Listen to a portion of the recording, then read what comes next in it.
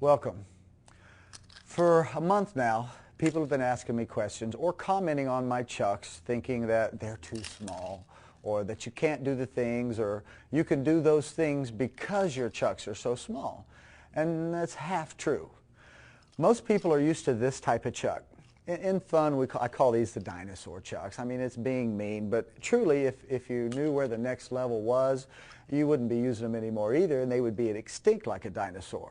First off, we're not hitting each other with these anymore. We're not fighting with them. At least people I know, and me, I'm not. I mean, there may be some people out there doing it, but gunpowder makes these obsolete. So what do we do them for? Well, most of you Chuckers out there do it because you love it and you are having a great time developing attributes, coordination, hand-eye, reflexes. It's all good stuff. Well, that's the same thing I do it for. But I found that these Chucks just ain't going to work. They just don't do it. The longer your chain or the rope, the less consistency you have with the instrument. If I hold this stick out here and I turn this handle, I want this stick to turn. There's no turning.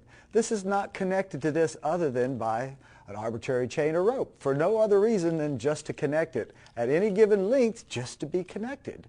So you have to think about why that is. Now, so many people like to measure the distance of their traditional Chux from here to here. And I understood that. When I was 13 years old, I did that too because that's all that was out there. And I was trying to do like so many of you and just swinging the Chux, just to swing them and spin them around my body with no concept of what I'm doing or why I'm doing it, just trying to come up with some cool new moves. And another problem with these is you have to hold them so high just to keep from torquing you, to be able to do the type of moves and the twirling moves that everybody's doing, that you hold them up high, you lose the whole reach of that part of the instrument. Okay? Really, you should be holding down on the bottom of these and using them as a weapon, which means these moves don't work anymore, this twirling stuff. It's actually a bigger, longer range weapon and you're holding it down and you're flailing, coming off with it. So these Chucks were great for getting us here. And can I do the tricks? Yes, I can do the tricks. Can I do the hand rolls? You can. It's not consistent. It's flopping, it's flipping, it's rolling. I mean, you can do everything with them. You just have to accommodate it a little bit more to be able to do this stuff.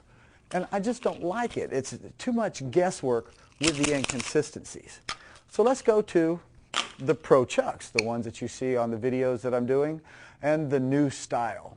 In tournaments now, everybody's using this type of Chux, except they're using lighter wood, poplar wood. This right here is rock maple. We use oak. But the poplar is like balsa wood almost. There's no weight to it whatsoever, and they're trying to call them speed Chucks. That's not what these were designed for.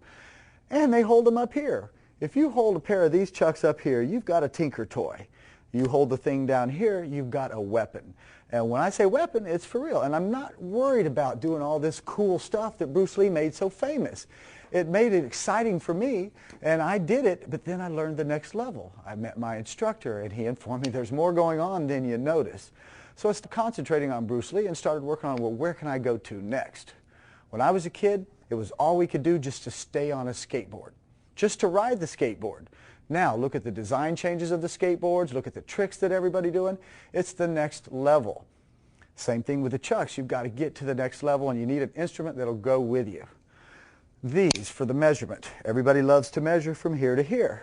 Well, on the Pro Chux, not speed Chucks like the copycats call it on the tournament circuit, Pro Chux, there's a little pin right here. That is where the Chucks are connected.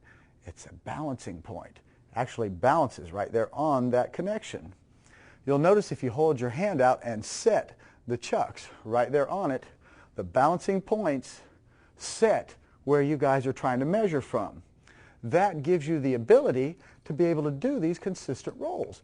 Now there's no guesswork. I know where that Chuck is. Eyes closed, eyes open, it doesn't matter because of the feel. There's no inconsistency with these things.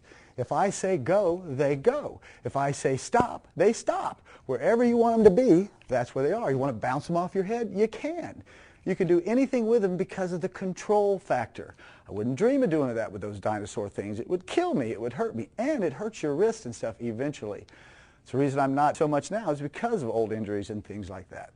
So the Pro Chux are really the way to go, but you can't take a Ferrari and drive it like a Model T. And you can't take a Model T and drive it like a Ferrari. You've got to do what the instrument is designed for.